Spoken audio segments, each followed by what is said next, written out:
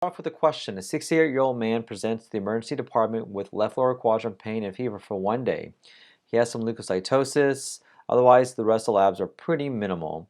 So the question is, which of the following studies is contraindicated in the work of this patient? Number 1, MRI. Number 2, ultrasound. Number 3, contrast CT. Number 4, colonoscopy. Or number 5, abdominal radiography. So which one is contraindicated in this setting? The answer for this is colonoscopy. This patient has symptoms that are consistent with what's called diverticulitis, which is left lower quadrant pain with fever. So in diverticulitis, which we'll talk about in a little bit, you can do a CT scan to help confirm it, but you do not want to do a colonoscopy at the time of the infection because of a high risk of developing perforation. All the other modalities, MRI, ultrasound, CT, and abdominal x-ray are non-invasive, and you can certainly do that if you have clinical suspicion of diverticulitis or something else going on. So we'll talk about diverticular disease. And so when we talk about diverticular disease, diverticulosis are defined as outpouchings of mucosa and submucosa or false diverticulae that herniate through the colonic muscle layers in areas of high intramural pressure. And these are most commonly found within the sigmoid colon. And so you have these outpouchings that are within the sigmoid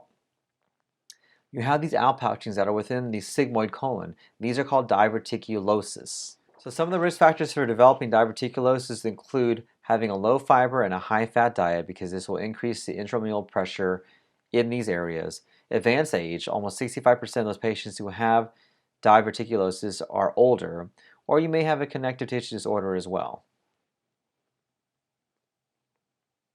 So once again, these are outpouchings within the mucosa, and you can see these areas right here, these diverticulosis, in somebody who's having a colonoscopy. Small little outpouchings within the sigmoid colon most commonly. For the vast majority of people who have diverticulosis, they don't have any symptoms, and that's reassuring to know. And so you can have diverticulosis alone without complications. But there are a subset of patients who have complications from diverticulosis. And one of those is diverticular bleeding. This is actually painless hematochezia, and it's the most common cause of lower GI bleeding in patients older than 40 years of age. So you have diverticular bleeding because of a blood vessel on the outpouching of the diverticulosis, which can bleed and cause painless hematochezia. And that's a critical clinical clue. You can also have diverticulitis, which is inflammation of these diverticulum right here, secondary to a fecal lymph impaction. So these patients will present as left lower quadrant pain, fever, and tenderness to palpation. And on CT scan, you actually may see inflammation within the sigmoid colon. You can kind of see these inflammatory markers right here. And this is the area that's inflamed from diverticulitis. You have some fat stranding that's there. So the treatment for diverticulitis are antibiotics, typically 2 different antibiotics. And the last complication from diverticular disease are diverticular abscesses or perforation. These are from diverticulitis. And so somebody who has severe pain, left lower quadrant, you can see maybe, and these you may see a microperforation because of air around the colon, or even a full perforation or an abscess. Typically, you'll need surgical consultation and or a CT guided drainage, and the treatment once again is either antibiotics and or surgery. So another complication is our diverticular abscess or perforation. These are from diverticulitis. You have inflammation that's there, and on imaging you may see some air around the sigmoid colon or even an actual abscess, and that's when you have a complication from diverticulitis. You typically want to consult surgery and maybe even do a CT guided drainage if there's an abscess. The treatment will involve antibiotics plus or minus drainage or surgery. So in history and physical examination for diverticular disease, like I mentioned before, most diverticulosis are asymptomatic. However, when there are symptoms, they may have diverticular bleeding, which is sudden, intermittent, painless bleeding. If it's severe, they may have symptoms of anemia, including fatigue, lightheadedness, or dyspnea on exertion. If they have diverticulitis, they'll have left lower quadrant pain, fever, nausea, and perforation is a pretty serious complication that can present with peritonitis and shock.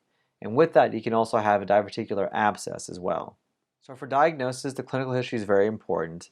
CBC, if they have any issues, may show leukocytosis or anemia, especially if they're bleeding. In diverticulitis, a CT scan may show inflammation or an abscess, and you can see that right here, which is the inflammation that's seen right here with the fat stranding that's there. Now, the colonoscopy provides a definitive diagnosis in diverticular disease. However, you want to avoid this in somebody who has diverticulitis or inflammation. The reason you want to do that, there's a high risk of causing colon perforation or a tear in the setting of diverticulitis. If you have a diverticular bleed, obviously a colonoscopy is a way to help treat that, but not for diverticulitis. Treatment: uncomplicated diverticulosis, you don't do anything. Diverticular bleeding, the bleeding typically will stop spontaneously. You can transfuse and hydrate as necessary.